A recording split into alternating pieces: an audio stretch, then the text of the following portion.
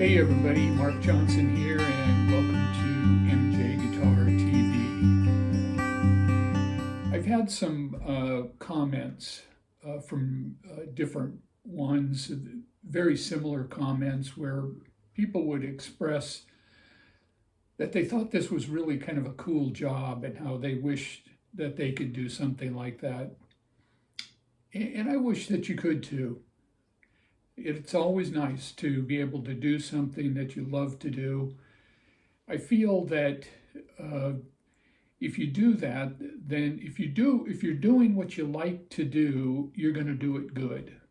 There's a saying, the happy cow gives the best milk. And so, find something that you love to do, that you're happy doing, and you will do well at it.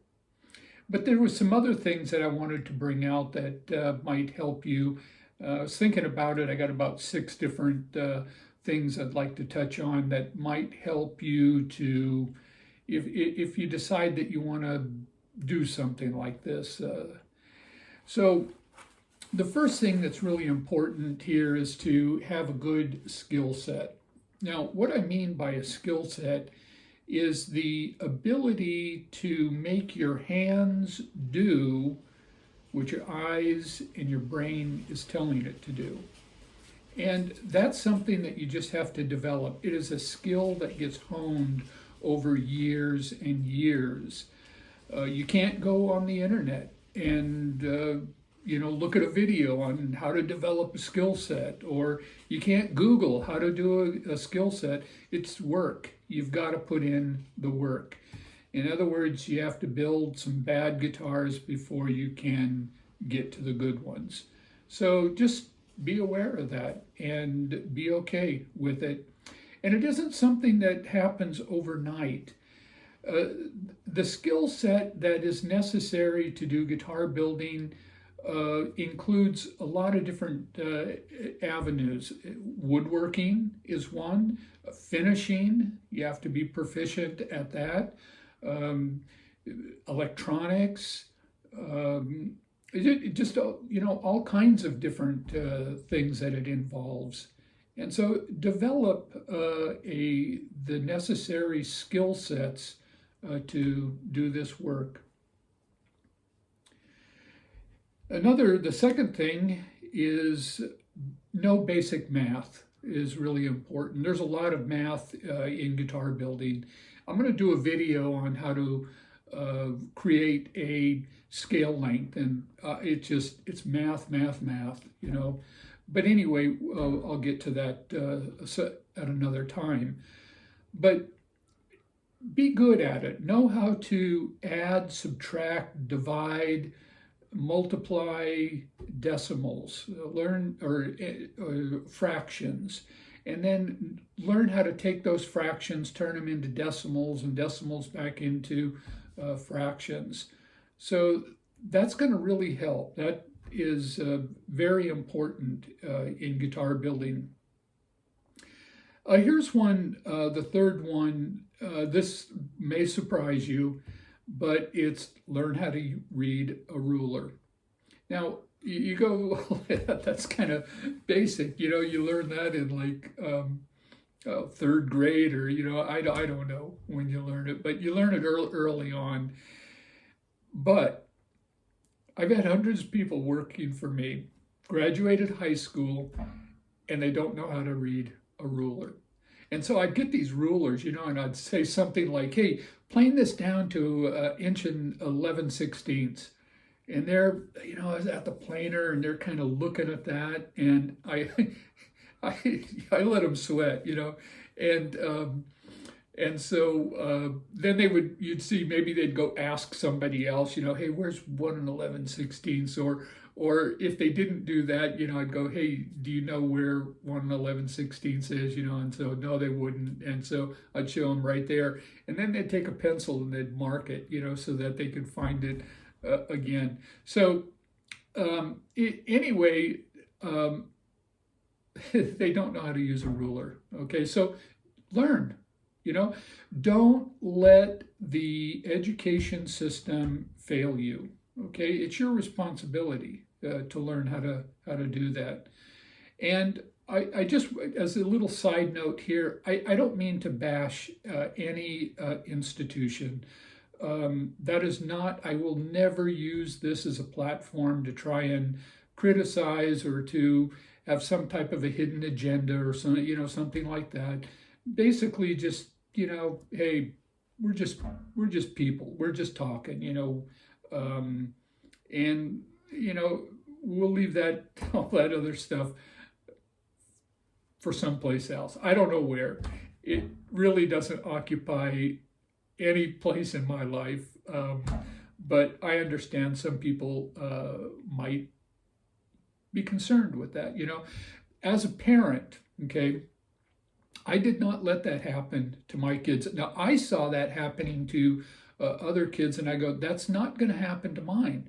And so I took that responsibility there, and I taught my kids how to read a ruler, how to use calipers, and they did that when they were very young. They learned how to do those things, and so it really helped them. My son went to high school, and he had a class, metal shop class, and so the teacher was teaching him how to use old style calipers, and he goes, I already know how to do that. He goes, oh yeah, well let me see. And so he gave him the calipers and told him find some number, I don't know what it was, and he just moved it, and he goes, there, and he goes, okay, go do some work, and so anyway, you will only benefit yourself if you do that. Know how to use a ruler, calipers. Okay, the fourth thing that I want to talk about is learning to live within your means, because this is really a difficult business here, and you're not going to get rich doing it. And it's an art. Any of the arts, you do it for the love of it. You don't do it for the money. If you want something that you're going to make a ton of money, don't choose guitar building, okay? Because it's just not going to happen. There was a program I saw. I was really interested in gold mining, and so there was a program there where this guy was going into these different little mines, and interviewing the people. And so he asked the question, so how do you do this? How do you stay in business? This, because that's a hard business too. And one miner said this, and this has stayed with me for years and years. And he said, you make your lifestyle fit the mine. You don't make the mine fit your lifestyle. You understand what that means there? So be prepared to not make a ton of money. And there's a saying in the guitar business. It's, how do you make $1 million in the guitar building business? You start off with $2 million. It takes $2 million to make $1 million. Those sayings are there for a reason. Okay, yeah, it's kind of a comical way of saying it, but everybody knows that. You do it for the love of it. You're not doing it for the money. Okay, so understand that, and understand too that it's a lifetime of it. You may gain a little bit of success there, by doing a really good job, being passionate about it. And I've had people ask me, because when I started building guitars in the mid-'70s here in Sonoma County, California, there was a company, Alembic, and so there were a lot of people that worked there, and they left Alembic and started building guitars, and I am going to be a guitar builder, and they slowly just kind of faded away. And so when a person says, well, Mark, how did you get to be where you are? Well, first of all, I don't know where I am. Okay, I'm just here. I'm just a guitar builder. But anyway, they may have some perception of where I am, and that's fine. Okay, but my answer is I got here by default. Yeah, everybody quit, and so here I am. I'm the last man standing, so to speak. So anyway, just be prepared for that. Number 5, learn to play guitar. Now, this may surprise you, but I don't know how to play guitar.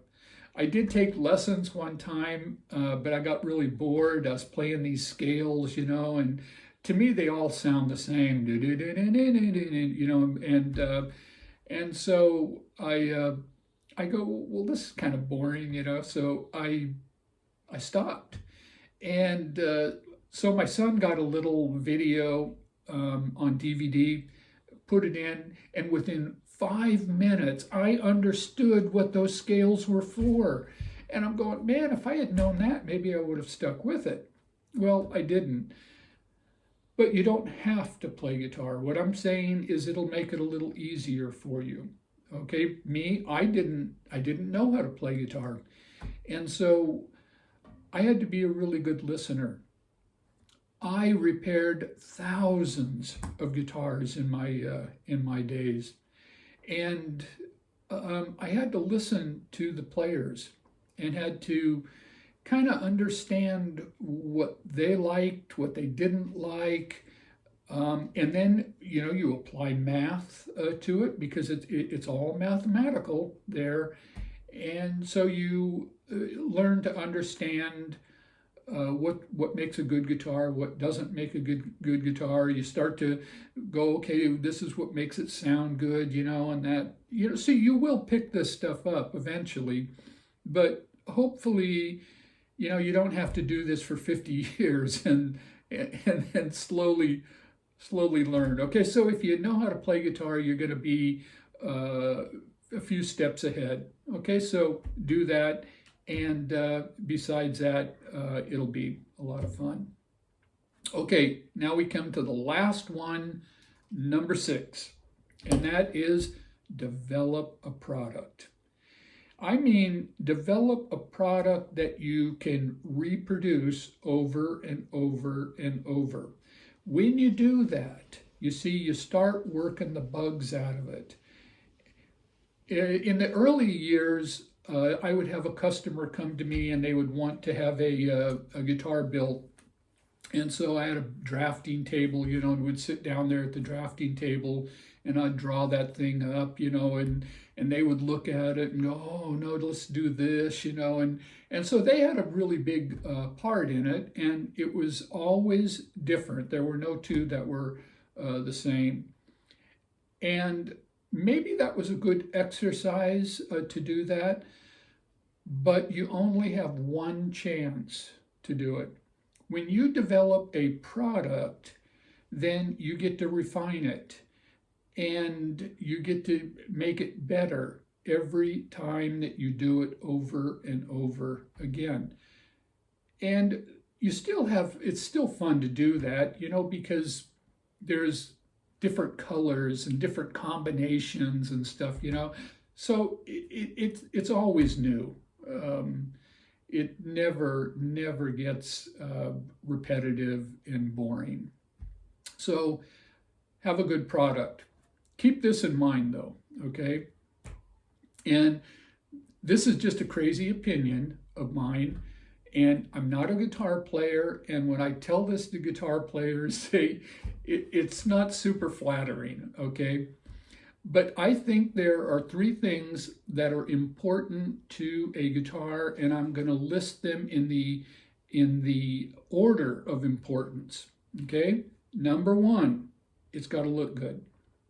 If I don't look good playing it, I'm probably not even going to be interested in it. I may not even pick it up. But if it looks good, I might pick it up. So it's got to play good, okay? And if it plays good, now I'm going to plug it in and it's got to sound good, okay? So that's the order. Now, why I think that might not be flattering is because it plays on our vanity. And over years, you see, I've developed this with experience. We had a shop in Cotati, California, and we had this big glass door. And the sun had shine in there and it got hot, so we put this film over it, that will filter out certain rays, and it kept it cooler, but it also looked like a mirror from the outside. And so guys would come, they'd pick up their guitar and they'd go out there and they'd get it out and they'd look at themselves playing this thing, not realizing yet, hey, I can see what you're doing here, okay? And so they wanted to try it on. Hey, how do I look? How do I look playing this guitar?